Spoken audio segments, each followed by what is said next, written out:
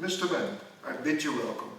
You are appearing before a committee appointed by the Doctorate Board of Erasmus University Rotterdam to defend your thesis and the appended propositions. Before we start the discussion, I invite you to give a short introduction in which you tell us about the subject and aims of your studies and your findings.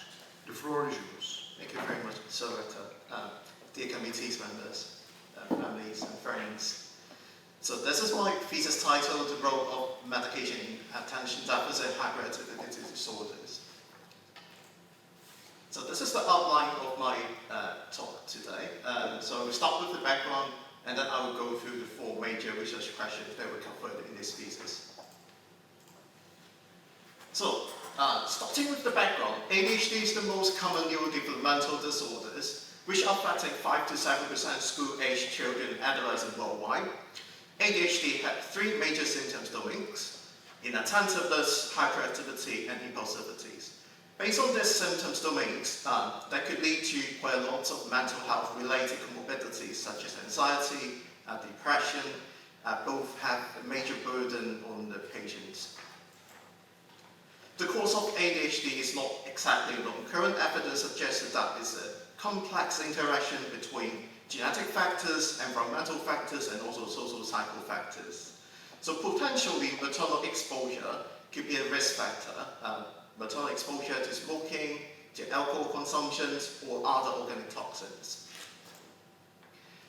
So ADHD medications, there were a few licensed medications that were intended to treat ADHD. The major group is the stimulant group, such as methylphenidate, and also we have non-stimulant medications such as atomoxetine. ADHD medication were effective in controlling ADHD symptoms, which has been shown in clinical trials. But the usage of ADHD medication is increasing over the past decades, which brings us to think about, are we using them properly? Are there any potential benefits, or are there any long-term safety issues out of it? So that leads to the four major research questions that I have in this thesis. The first one is maternal medication use during pregnancy is a risk factor for ADHD? And then the second one is, are we using the ADHD medication properly? The third one is, are there any evidence that could provide potential benefits beyond the symptom control of ADHD? And the last one is, how safe is ADHD medication? So we'll start with the first research question.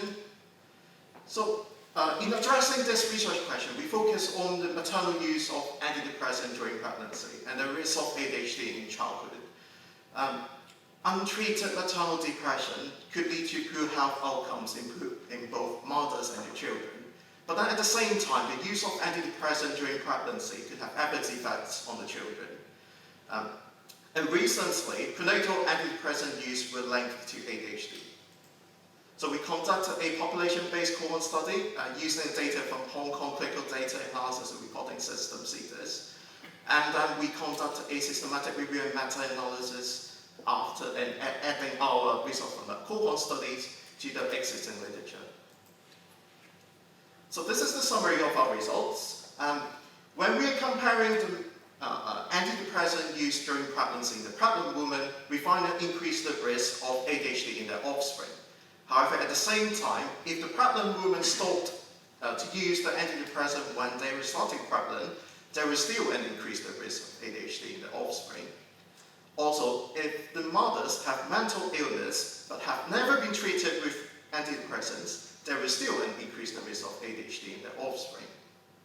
In our subsequent analysis, we used antipsychotics as an active comparator to antidepressant, and then we find no increased risk in this comparison. And also, we do not find any increased risk of ADHD in the sibling matched analysis. Our results were consistent in our subsequent meta-analysis. So that leads to our interpretation that the apparent link between the antidepressant use during pregnancy and ADHD is actually what we call confounded by mental illness in the mothers. So concerning the rates of ADHD in children, we find no evidence to suggest one to stop antidepressant use during pregnancy. And these studies have been published So now, moving on to the second research question is about the utilization of ADHD medication use. ADHD itself, as a disorder, do not have much geographical variability, but then the use of the medication has been shown that it's increasing over the time. So understanding the medication utilization could let us know the differences across countries and give us some insights into burden and also the clinical practice. So in addressing this issue, we conducted a drug utilization study in Hong Kong, and then subsequently another study to compare the utilization in different countries. So this is the trend of the prevalence use of ADHD drug prescribing in Hong Kong in children. We see that both male and female have an increasing prevalence throughout the time period. So when comparing with different countries, we have 15 different sites, including 14 different countries, which covering over 150 million people.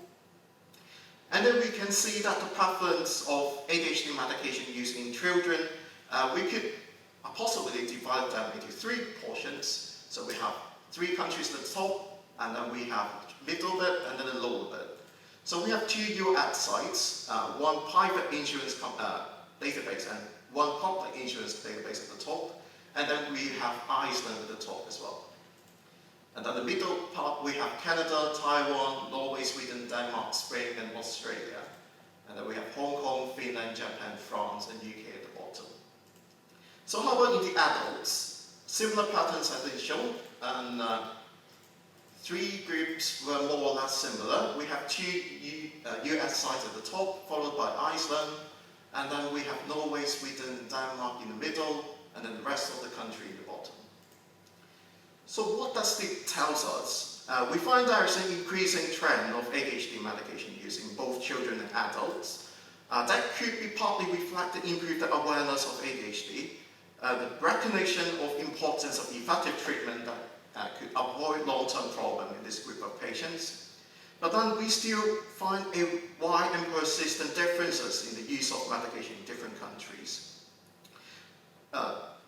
Despite we find an increased trend in the use of medication, the prescribing rate are still far below the diagnosis rate. So we do not find any evidence of over-prescribing at the moment. But then we seems to be lacking of a consistent identification of the disorder itself, and also when should we treat the patients. So this studies has been published as well. So the third research question is about the effectiveness of ADHD medication beyond symptom control. So we use an outcome measure in the real-world data perspective. This particular study we use physical injuries. Core ADHD symptoms predispose patient into injury or trauma due to accidents. So we mind our three major domain of symptoms: hyperactivity, impulsivity, and inattentiveness. These are all linked to accident and could bring to injuries to children. And these outcomes we not usually measure in clinical trials. So we use the data from the Hong Kong CIDS, and this time we apply a study design what we call the self-control case series, where each patient serves as their own control, and then we compare the injury rate on treatment versus off treatment. So that our exposure is use of methylphenidate, stimulant medication, and then our outcome is trauma or injury-related accident emergency admissions. And subsequently, we conducted a systematic review and meta-analysis, adding our study results to the literature. So these are the results. We find in Hong Kong, we find on average 9% of reduction in risk when the patient were treated with methylphenidate. And then interestingly, we find the effect size is higher in the older adolescents. So the results in the meta-analysis showed that the risk was on average 30% lower when treated with ADHD medications. And the current evidence support our hypothesis that ADHD treatment is associated with a lower risk of injury-related admission in children, adolescents, and adults as well. This outcome has important clinical and public health implications as well as resources utilization. And injury prevention should be considered in clinical practice. So these are the publications related to these research questions. So the last research question is about the safety of ADHD medications. So methylphenidate increased the neurotransmitter, in particular dopamine in the brain. That increased the executive function in the patients and reduced the impulsivity and aggressiveness in the patients. However, could the using of the medication lead to some psychiatric adverse events? In particular, we're looking at the psychotic disorders and hallucinations and also suicide attempt. Again, we used the Hong Kong CDIS data and applied the self-control case series to investigate the associations. So for the association between methylphenidate and psychotic event, we find that there is an increased risk right before the initiation of methylphenidate treatment.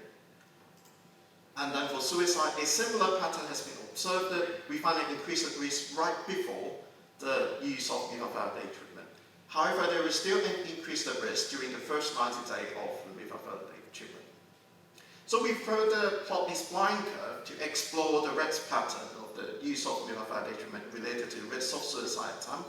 We find that the risk of the suicide is actually peaked before the initiation of the treatment. So the result was so robust and minimally affected by changes in study setting, and then we find a similar pattern that the risk of event were increased in the period right before the initiation of methylphenidate treatment, and no increased risk were found when comparing the period right before and right after the initiation of the methylphenidate treatment. So we conclude there is no evidence to suggest that the initiation of methylphenidate treatment could increase the underlying risk of psychotic events and also suicide attempt. So this study has been published.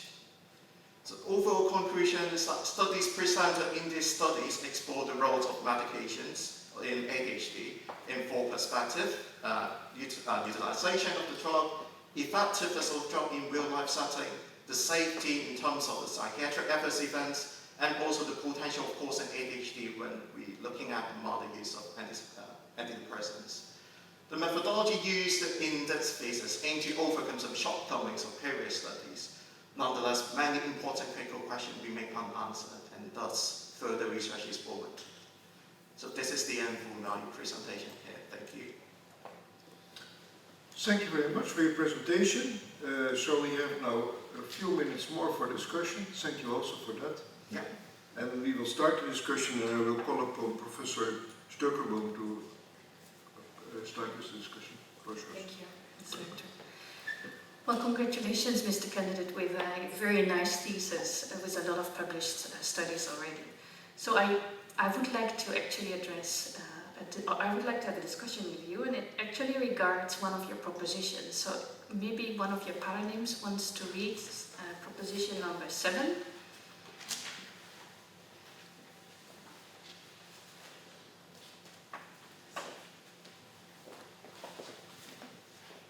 Proposition number 7. In studies involving multiple data sources, it is essential to investigate the heterogeneity of the data source before they can be used for research. Thank you very much. Mr. Candidate, we were both, I think, at a conference last week where this was a real topic, I think, for discussion. So that's why I would like to ask for your opinion, especially with regard to chapter 3.2, where you used the data from 15 countries. To look at the drug utilization of ADHD medication. So how did you address heterogeneity, and do you think that that actually could have played a role? So for my particular study, actually we are expecting heterogeneity across different countries. So heterogeneity is not the real monster when doing the multi-database studies. And sometimes it is our aim to identify heterogeneity between different databases. So in my particular studies, I'm not looking into any kinds of association there. We are not trying to evaluate the risk of anything there, but we simply look at the prescribing trend in different countries. So we are actually expecting the heterogeneity is actually the reason why the prescribing rate were different in different countries. That could partly because of the cultural, that could partly because of the clinical practices or other reasons, but that is our aim for this study, to identify whether there is differences across the world. Okay. So I suppose you really trust that the difference you're observing between the US and Canada is a real difference and not due to different data sources? that could be. So what I believe is that the differences are actually from the differences in clinical practices, but we also cannot rule out the possibility of the differences were actually from the data sources. However, we're looking into the use of medication, which is prescribing record or dispensing record in the countries. So there were no major mapping coding issues there. And then we do not need to do extensive harmonization in terms of the data structure. So what I believe is that the possibility of the heterogeneity spacing on the data sources should be minimal rather than. Thank you very much. Thank you. I would like to give the word back to the director. Thank you very much. And now we will continue with your other promoter, Wong from the University of Hong Kong. And even when you are a promoter, thank you very much for coming the long way to the Netherlands. It's my pleasure. And so Kenneth, and you talk about the practice side of it, about the different practice, having different prescribing pattern. One of the interesting things is about the pharmacy side of it. We would like to actually see how do you see your result, your data, can help the practitioner to prescribe Vivifemday or ADHD medication better. So the use of the ADHD medication need to be considered with an extensive clinical assessment by usually by the specialist, pediatrician or psychiatrist before they decide to use or not to use the ADHD medications. From my point of view, I think pharmacists could definitely take part in this process as they know the drugs, potentially they know the drug better. And luckily this group of patients with children, they may not have a very serious issue in terms of polypharmacy, but then ADHD children could have quite lots of comorbidities as well. For example, they may have epilepsy, they may have other neurological disorders. They may be already on other medications. So in that perspective, I think pharmacists could have a valuable role in doing a better job in prescribing the medication in this group of patients. Thank you very much. Thank you. So these were the two promoters, and now we start the real discussion, maybe. Yeah, it might be more difficult. And we start with Professor Douglas, Professor of Pharmacoepidemiology, London School of Hygiene and Tropical Medicine in London. Thank you all very much for coming, and the floor is yours. Thank you very much for the invitation. It's a real pleasure to be here, and I'd like to congratulate the candidate on a very nice thesis and a very nice summary of the work. And what I'd like to start with is asking you a few questions about the self-control case series, because it's a method that we've used quite a lot in our own work. And I wonder if you can first of all outline for us what the key assumptions are that underpin that method. So there are three major assumptions regarding the self-control case series. The first one is that the occurrence of the event will not affect the subsequent occurrence of the event. The second is the occurrence of the event shall not affect the subsequent occurrence of the exposure. And then the last one is, well, is the most important one, is that the occurrence of the event shall not censor the observation period. So these are the three major assumptions of self-control case series. Okay, thank you for that, I agree. So taking the first one then, how did you assess whether or not, for example, the traumatic accidents were independent events? So we assume we assume first the subsequent events were independent. So we conduct the first analysis with all the events that were identified from our data source. And then we run a sensitivity analysis with using the first event only to test whether there's a differences in the results. If there's a differences of the result, it is actually suggesting that the assumption has been validated. But then we do not see there's a major difference in these two analysis, so I would say the assumption may not be validated in my case. Okay. Can you think of any other ways that you might have tested whether the events were independent, other than just looking at the first event? There were tests that have been developed recently. It's a linear ratio test. So basically, they use the two self-control case series model and then compare the linear ratio to see whether there is a differences there, and then to sort of like act as a test of whether the assumption has been validated or not. Okay. And then taking the second assumption that the outcome doesn't influence future exposure. So again, taking the traumatic injury example, how did you assess that? So we have one sensitivity analysis by adding a pre-exposure period right before the exposure period. So this is a recommended approach to test or to investigate whether the occurrence of the outcome will affect subsequent exposures. Yeah, I noticed that in your thesis, but what you didn't present was the effect estimate for the pre-exposure period. Do you recall what the effect estimate was for that 7-day period? If I remember correctly, we had a 7-day pre-exposure period, but then we do not find any significant effect out of it. So during that 7-day period? Yeah. Okay. And then taking the other examples of the psychiatric adverse effects, so you do find quite a large increased risk beforehand. Can you talk us through why that might be the case and what the implications might be for your choice of design? So so we add a pre-exposure period to test exactly this assumption, and as we find an increased risk before the initiation of treatment, so our interpretation could be it's actually the presentation of the events potentially lead to the initiation of the medications. So because Hong Kong data is a hospital-based data, when the patient had the event, they went to the hospital, and once they pick up the events of interest, potentially the clinician believe that, oh, this patient actually need to be prescribed with the medication, and that's why subsequently lead to the initiation of mifepristone. And so given that you have that violation of the assumption then, what was the reason that you thought the self-control case series would still be a good method to study this question? So this is back to the rationale why we use self-control case series to start with. So mifepristone is a first-line treatment of ADHD, and in Hong Kong, over 90% of the prescribed ADHD medication is actually mifepristone. So it is a little bit challenging to find a fair comparison group of it.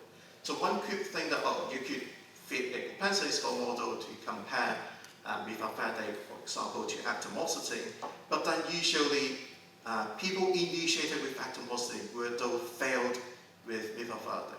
So that is not a fair comparison to start with. So that's why we picked the self-control case series in the first place. Great, okay, and so thinking about in your traumatic injury example, you had a negative control outcome, which was the non-traumatic admissions. Do you think that was the best comparison, given that the way that outcome may meet the assumptions of the case series may be different to your primary outcome? So there is no evidence suggesting that the use of ADHD medication is related to non-traumatic event, and that's why we picked that particular outcome as negative control. And I agree with you that that could be potentially the best way to prove or to show that our validity in our primary analysis. I was really interested in the meta-analysis that you did on the systematic review, where you split the studies according to whether or not they were self-controlled or comparator studies, and you actually find very similar effect estimates across the two types of designs. Can you talk a bit more about so you thought the self-control case series would be the better method. Why do you think the effect estimates were similar between the two? So we picked the self-control case series is actually based on the Hong Kong practice. So the use of mifepristone is a first-line treatment and then subsequently to atomoxetine.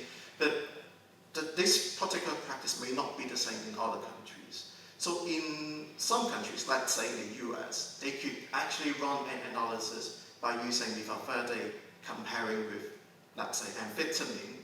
Both were the first-line treatment that used it in the US quite a lot. So in that case, that could be a fair comparison, but this is not something that we can do in Hong Kong.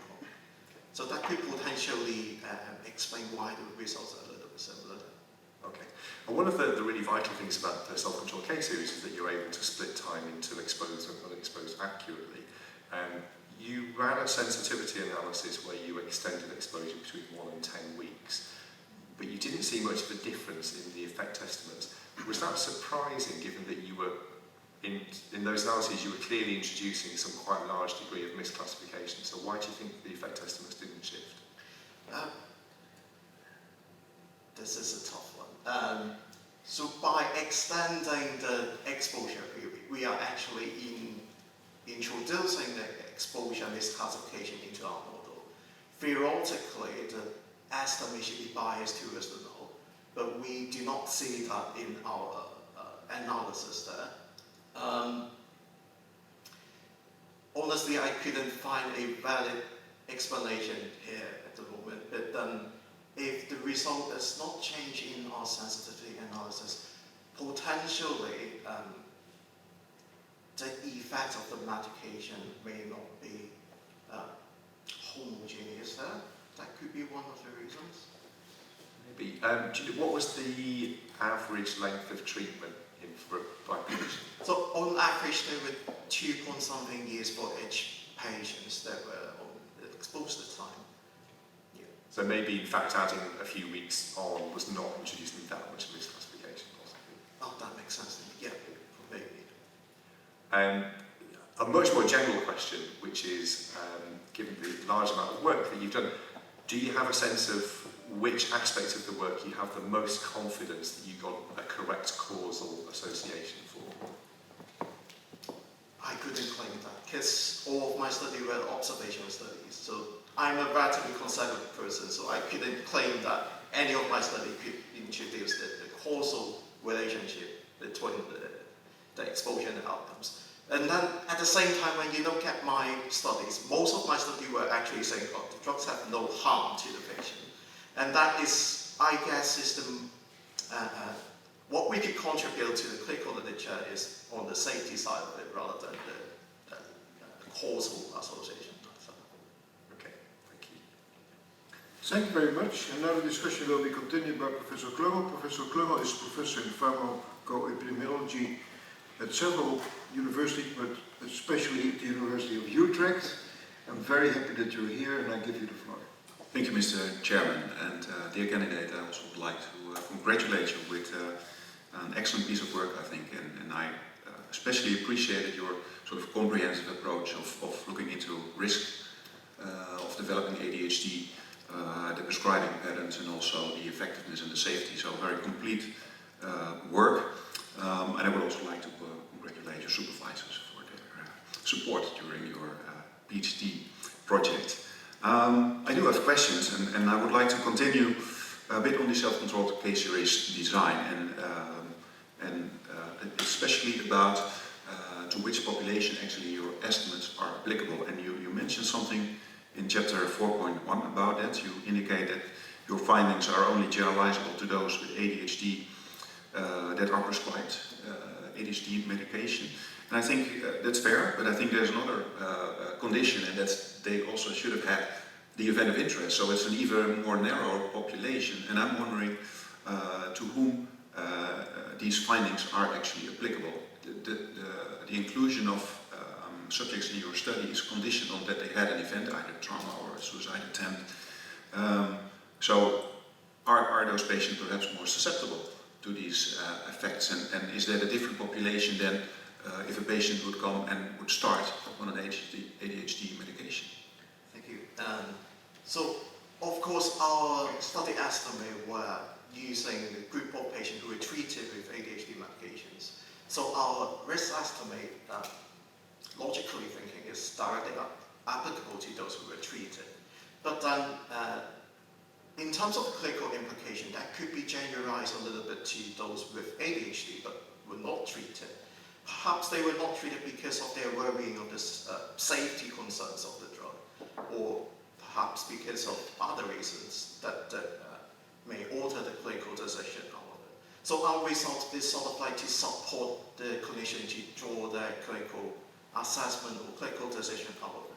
So in that perspective, I think our results could be generalized to patients with ADHD as well. And in terms of whether the risk may be or may not be the same across the population, we definitely did not look at the treatment heterogeneity of it. Potentially, some patients may fail with Avada and they have to move on to other medications. And this particular group, we are not included in our study as well. Yeah. Okay, thank you.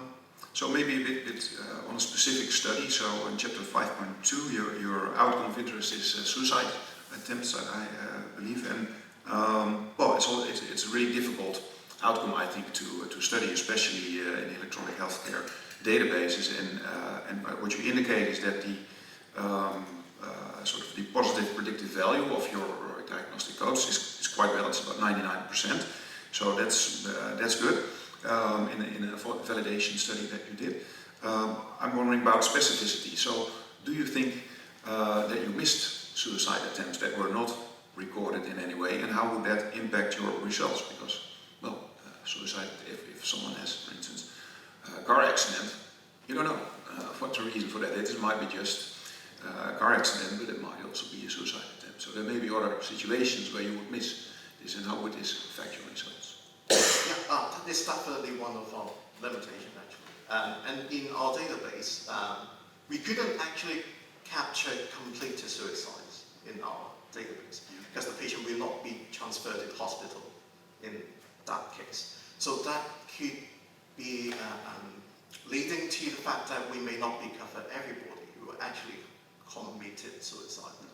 But then if our outcome is completed suicide, that will be violate the assumption of the self-control case series. In that case, we may need to consider another approach to study this. Sure, but there may also be non-completed suicide attempts that you would also miss, right? Do you have an idea?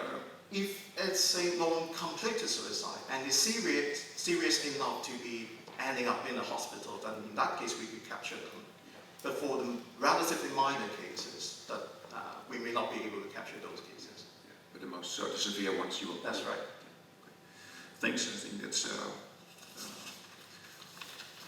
I'm happy with that answer.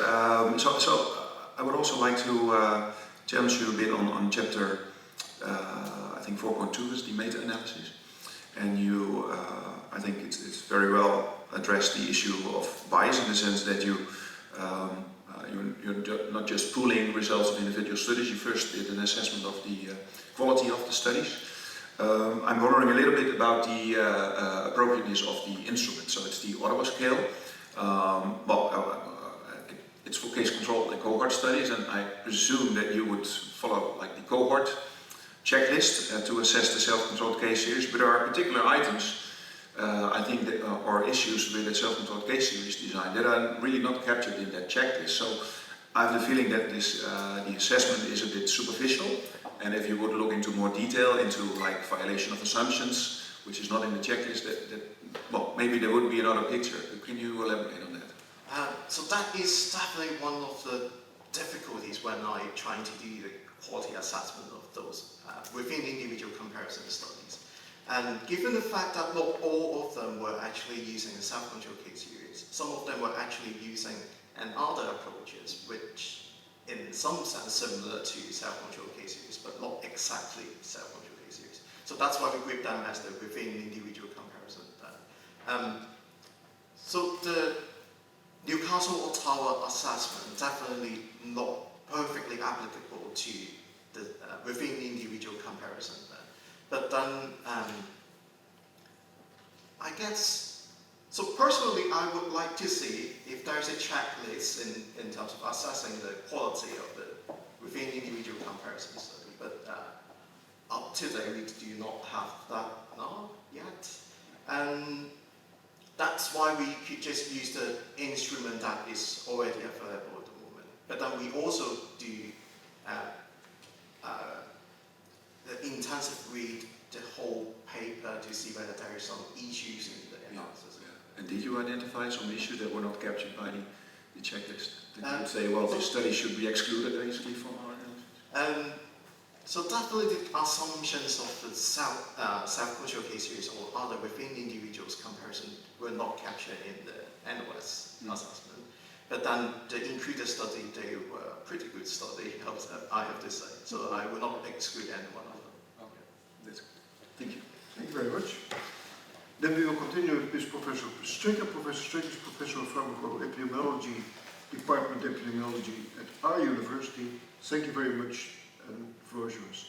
And do you have the microphone? Thank you, Mr. Chairman. Dear candidate, I'm very impressed by your thesis.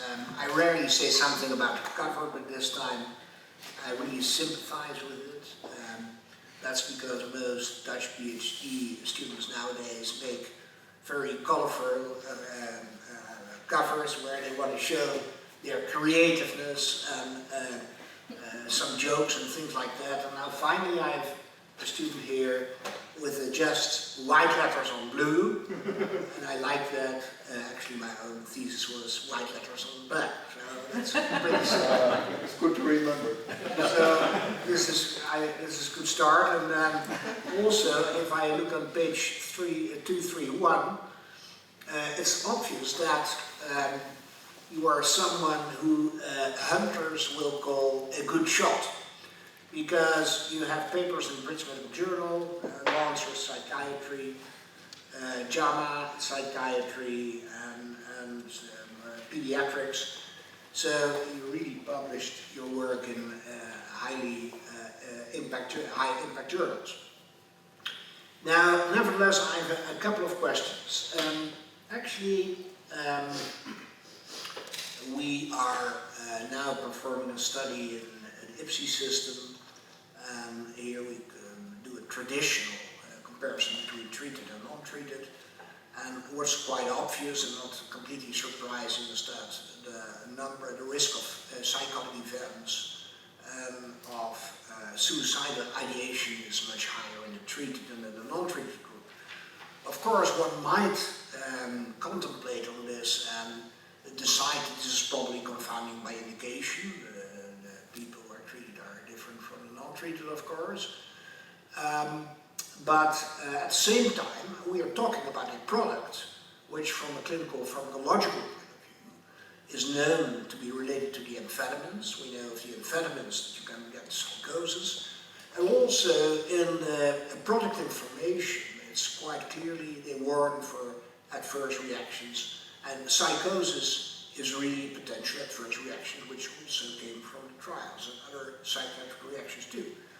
So I think you cannot completely disregard that information, and also it's one of the contraindications. Now, you chose for a self-controlled case series design, and of course I know the advantages of that, also the limitation. The numbers are quite small, so the precision will be small.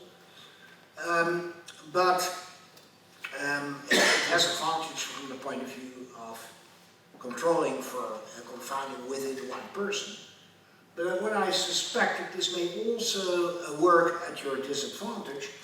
And for instance, if we go to page 156, from what I gather, you studied the instance of psychotic events during treated and non-treatment periods. Now our first question is, did you only study people with only one psychotic event, or may they have had multiple psychotic events? They may have multiple events, but we didn't look at it. Okay, well then I have a problem, because in figure 1, what you might see here, where you illustrate the self-controlled case series study design, that you can have people who are, of course, treated with methylphenidate before the psychotic event, but then in your model, after the psychotic event, you can still be treated with methylphenidate, while we know that this is actually contraindicated. Now, I guess this is a nice model, but basically, if it's a contraindication in product information, the chance that you get it is lower than before that period. So the risk density is different within these periods. Now, how can you adjust for that if you compare people to themselves? This is, I think, a potential source of confounding by contraindication. I'm glad that you picked this up. So this is exactly one of the major assumptions of self-control case series, is that the occurrence of the first event should not affect the subsequent events. So patients with the first psychotic events, apparently, they may have a higher risk of having the subsequent event. So that's why we only look at the incident psychotic event, but not looking at the subsequent event. Because this will definitely violate the assumption of self-control case series. Yeah, but then you make a selection of people who will not develop the event anymore, but you can still be treated with methylphenidate. And during this methylphenidate period treatment, they cannot develop the psychotic event anymore. It's similar to the immortal time bias.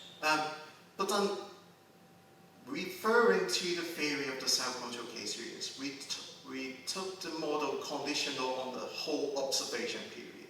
No. I mean, the theory of the self-controlled case series can never be the reason for doing something if in an individual event, drug association, there may be reasons to fear confounding by contraindication. And I think this may even explain partly why you didn't find anything.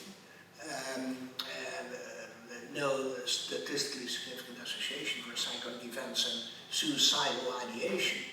And again, I would like to enforce the fact that from a clinical pharmacological point of view, these drugs are potentially prone to cause psychosis. That's why it's in the product information. That's why it's in the contraindications. And that's why it may lead to confounding by contraindication. So in the sense that we only look at the incident psychosis, so subsequent event, we definitely did not control it, or definitely did not look at it at all. So the risk estimate in our study is definitely exclusively for the incident psychosis, but not for subsequent psychotic events in our study in particular. Same as for the suicide attempt.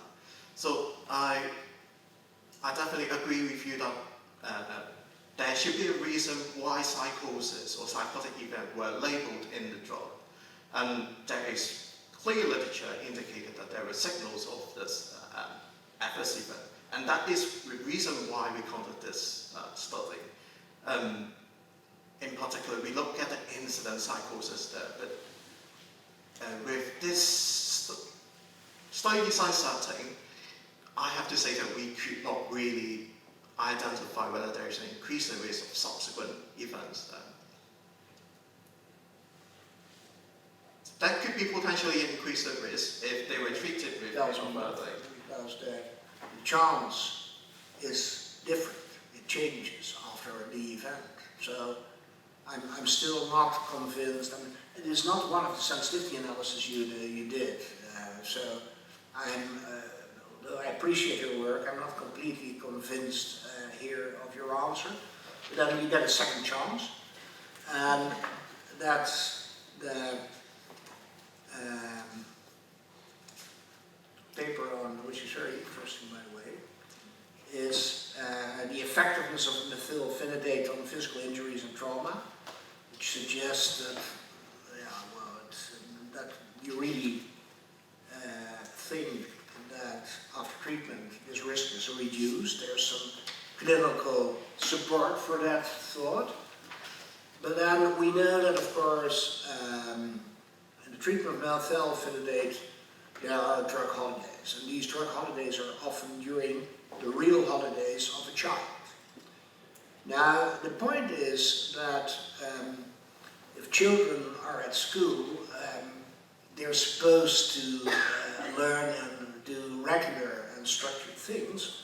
But as soon as they're on holidays, especially these type of children, they may do very dangerous things like parachute jumping. Maybe it's too young for that, but other dangerous thing. I remember how I was myself when I was young. So you do the dangerous thing during the holidays, so you will have an increased chance during the non-drug period.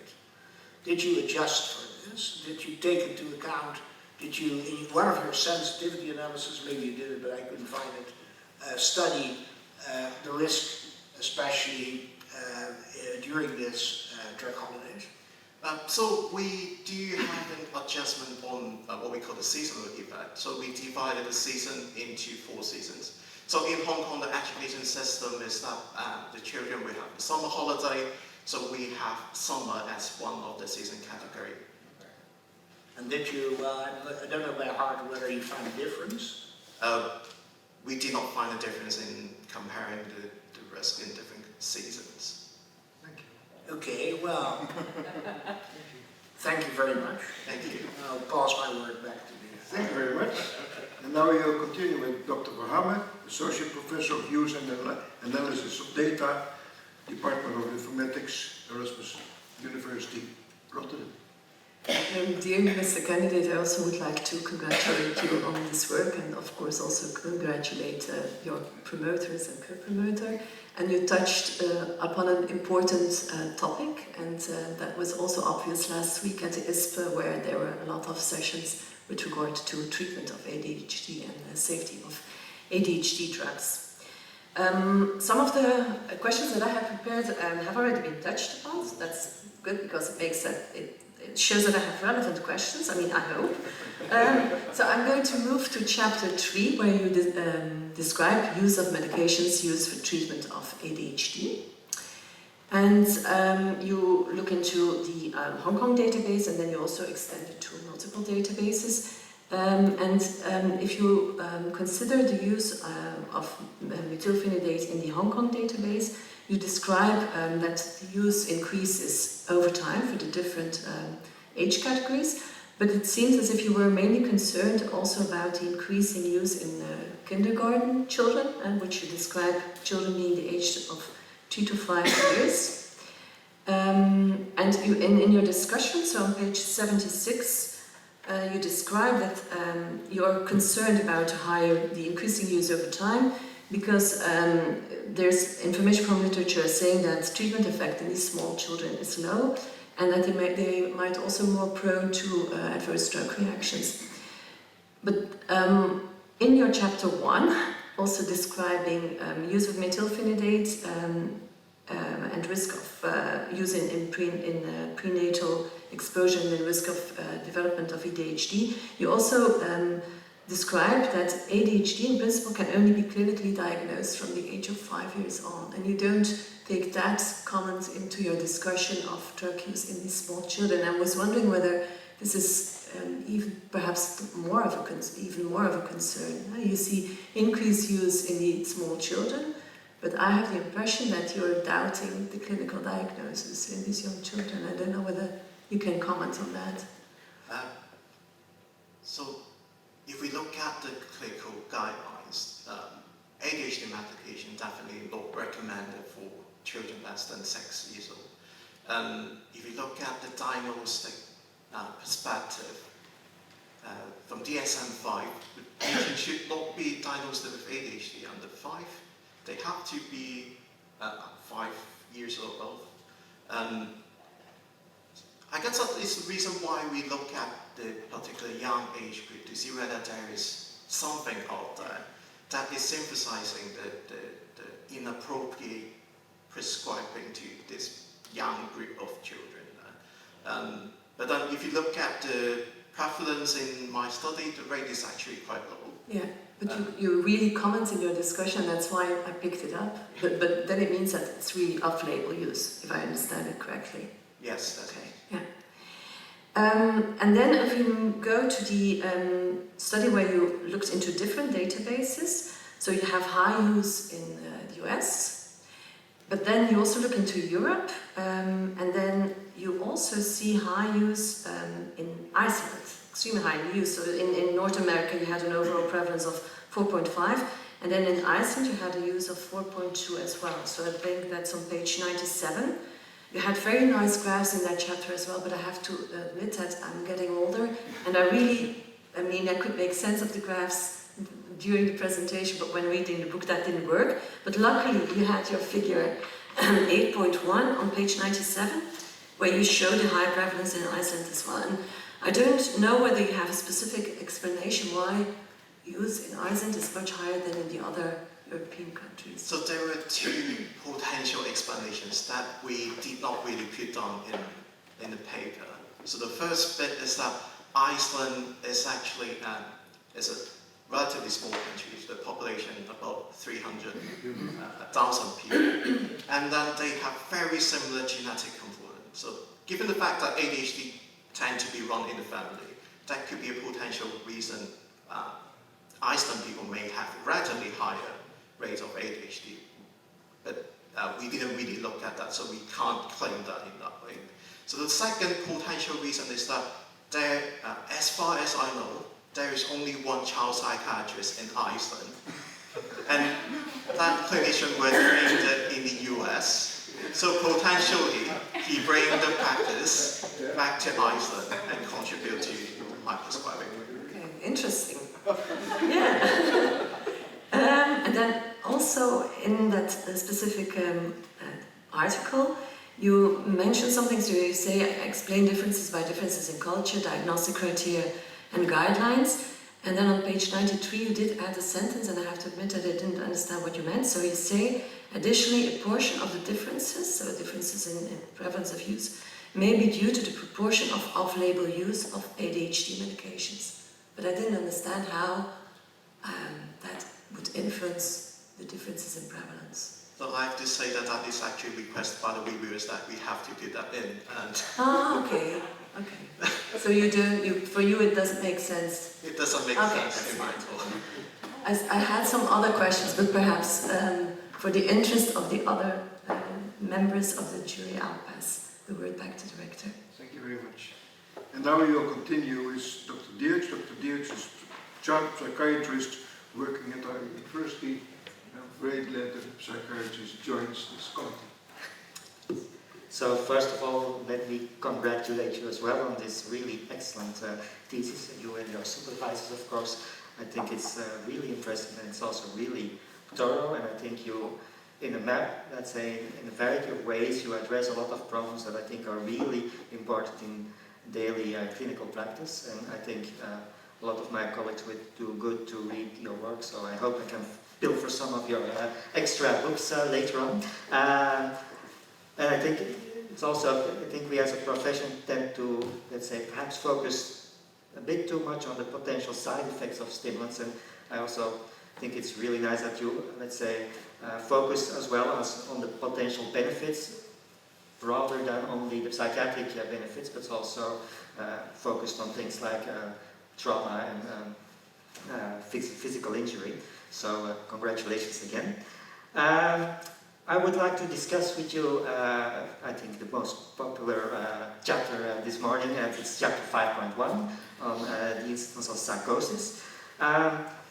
When I was reading your thesis, I also came across some of your other articles which are not included in here. Am I right in supposing that if you look at the prescription ratio, female-female ratio, in your sample as a whole, that it's about 5 to 1? Yeah, that's right. So that would be about 15% girls in your total sample. Yeah, about 20% of the treated individuals were female. Okay, yeah.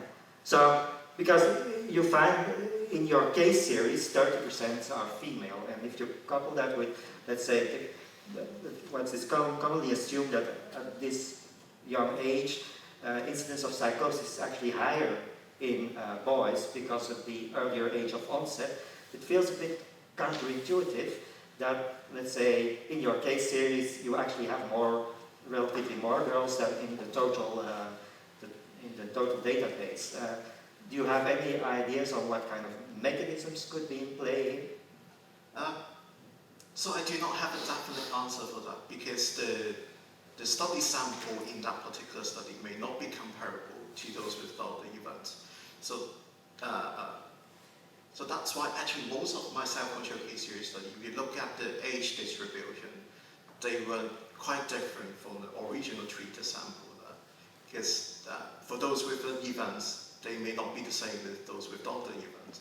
So I do not have a definite answer for that. But that could be a potential different effect in the female we were treating with mifepristone. But again, I do not have a very concrete evidence to support my claim. Yeah.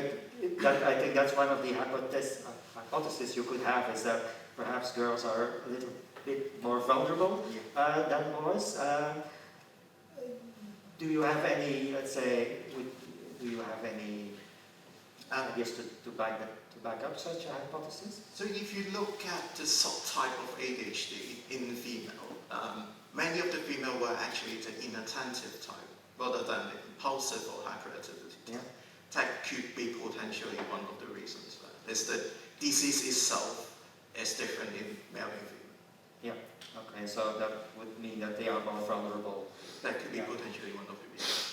I think this is an issue that's already been addressed more or less by Professor Stricker. It's also something that you note as well in the chapter. You say, okay, the chance of misdiagnosis is low because,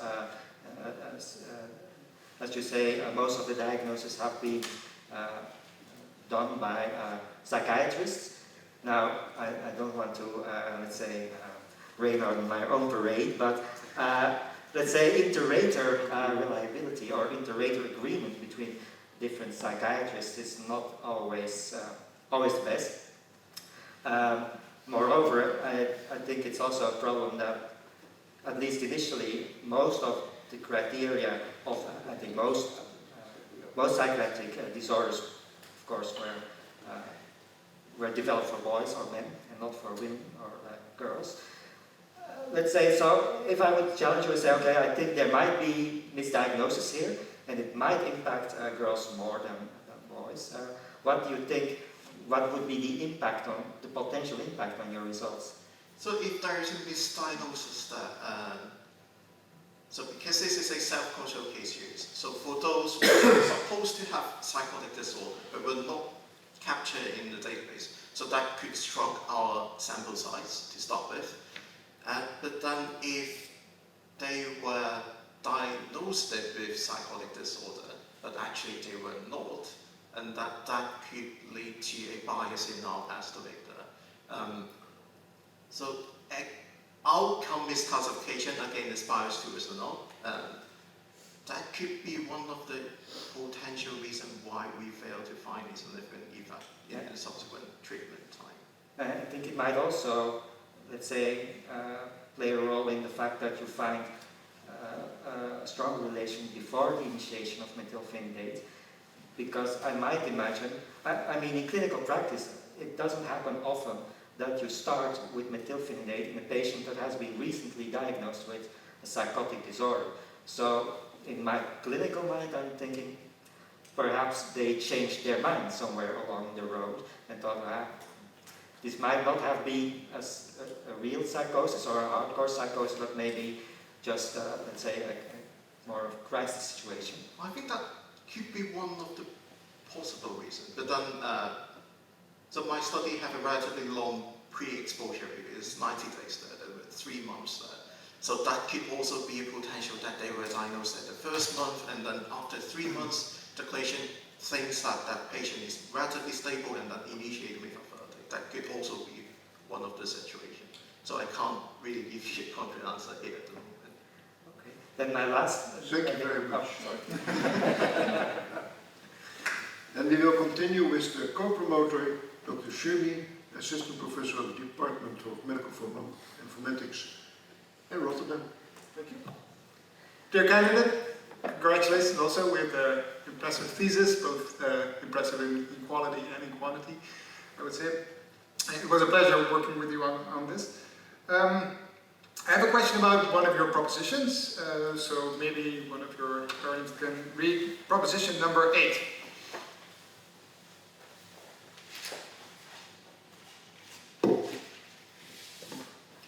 Proposition number 8. We are able to harmonize the data structure of different databases, but we may not be able to harmonize the actual information contained in the source data. So first of all, I completely agree with that statement, so that's good. But there is a debate going on within the community, scientific community, on a common protocol, maybe on one side of the spectrum, and a common data model on the other side of the spectrum. And so I'm wondering if you could help me understand how this proposition informs that discussion. So that proposition is actually inspired by you, actually. So we do work together in establishing a common data model in Asian countries, and then we experience quite a lot of hustles over it. Potentially could be because of the major differences in terms of the data structure, and also because of the clinical practice is very different. The drug formulary is absolutely different from countries to countries. That may give a very different situation if you look at in Europe. In Europe, you have a single medical agency that could monitor the medication product, and where lots of them will actually have a very relatively similar size of, a similar structure of the data.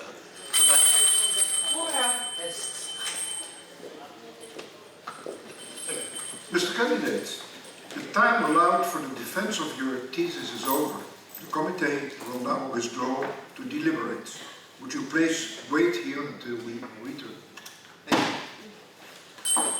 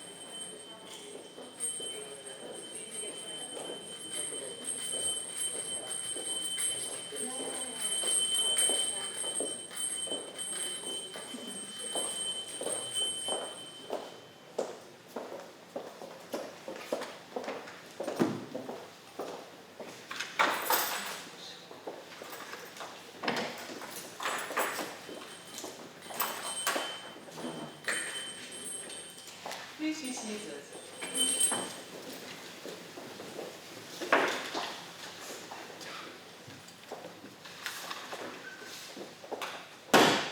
I reopen the meeting.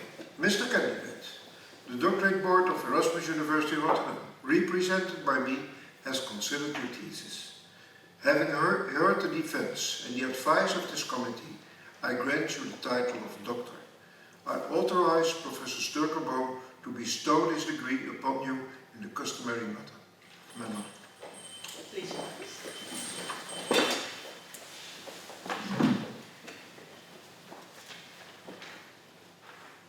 It is with great pleasure that I undertake the task Director Magnificus has allotted me.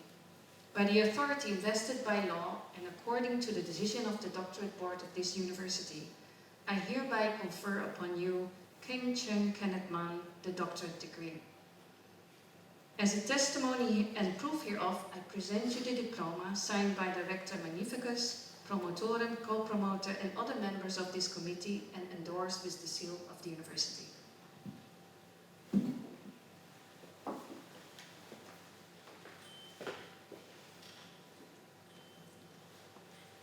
Please be seated.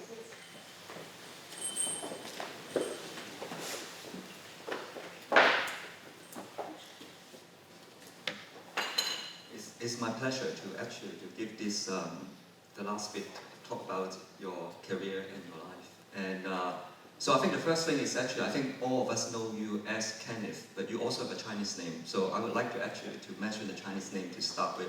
His Chinese name is Man Gang Zheng. Gang actually means mirror.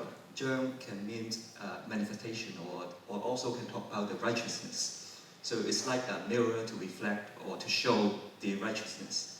And so, but also there's also very interesting, meaningful for the middle name itself. Zheng is actually can also mean the time he was born, which is 23rd of August 0001. That's what it meant. And of course, you know, as a statistician himself, he always talked about the statistic. And coincidentally, his line manager, i.e. me, also had the same birthday. And so he would use statistics to explain the probability of having the same birthday as your boss. So, and also this is also looking into sort of like his commitment to pharmacoepidemiology. as we know, most of the members here go to the ISPE conference, the International Society of Pharmacoepidemiology annual conference. It's almost always in the same week. So he spent most of his birthday in the pharmacoepidemiology conference. So you can see that his commitment to pharmacoepidemiology is amazing. So, but he actually put down in his profile to say that he is a medical, I just read a little bit. So he is a medical statistician, he specializes in pharmacoepidemiology, he uses real-world data, so he's interested in the psychopharmacology. So that's a very simple explanation. But if allowed me to be somebody work with him for the last 7 years, I would say that he is an amazing statistician. I wouldn't say just a statistician. And he is a very reliable team member at work. And he read up with all the statistic book, and also each time when I have an issue, a problem about statistics, he will go to find the solution. And he himself will actually seek out help from different people. I think Ian Douglas will actually testify. And same for Matan, yeah. So almost he will look for the expert in the area to work with them together and to develop his own capacity. This is amazing character. And we will see that your career will continue to go really far, and we trust that you will actually continue to do excellent work. For me, as your line manager, as your supervisor, I can always rely on you to actually work together. And more importantly, I get to know him as a friend. And for me, I love to have time, have lunch, dinner, meal, to talk about politics of Hong Kong. I no doubt all of you know about it, and thank God the parents can be here. And also we talk about work, talk about friendship, and it is a pleasure to be a promoter or supervisor and line manager. Can a colleague like you to work together? It is my privilege today to stand here, to congratulate you, and look forward to continue to see your great work in the future. And thank you very much for all the people put in the effort today, and particularly Miriam. Without you, I do not think it will happen today. Thank you very much for everybody in here. Thank you very much. Dr. Mark, I have the pleasure also, on behalf of the doctorate board of the university, to congratulate you on having obtained your doctoral degree. And before I close the meeting, I have a small present for you. It's a miniature of the top of the staff of the Beadle, and you can keep it as a memory of your wonderful time in the excellent city of Rotterdam. Thank you very much. Okay. And herewith, I close the meeting.